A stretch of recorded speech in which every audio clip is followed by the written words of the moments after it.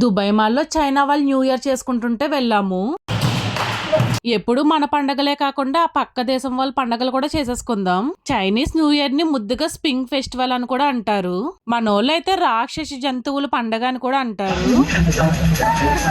ఊసరవెల్లి రంగులు ఎలా మార్చేస్తుందో ఈ అన్నగారు తన ముఖానుకున్న రంగుల్ని అలాగే మార్చేస్తున్నాడు. విత్ ఇన్ సెకండ్స్ లో రకరకాలుగా మార్చేస్తున్నాడు ముఖాన్ని అయితేని.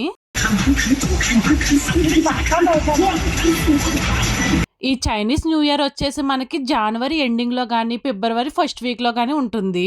ఈ పండుగ ఆల్మోస్ట్ వాళ్ళు 12 రోజులు చేసుకుంటారు. మనం ఉగాదికి పంచాంగంతో పాటు కొత్త క్యాలెండర్ ఓపెన్ చేసి కొత్త సంవత్సరం ఎలా సెలబ్రేట్ చేసుకుంటామో ఈ చైనీస్ వాళ్ళు కూడా 12 రోజులు 12 రకాల జంతువుల పేర్లు చెప్పి సెలబ్రేట్ చేసుకుంటారు. ఈ అక్కగారు అయితే పేపర్స్ తో లాంతర్లు రకరకాల బొమ్మలని తయారు చేసి ఇచ్చేస్తుంది.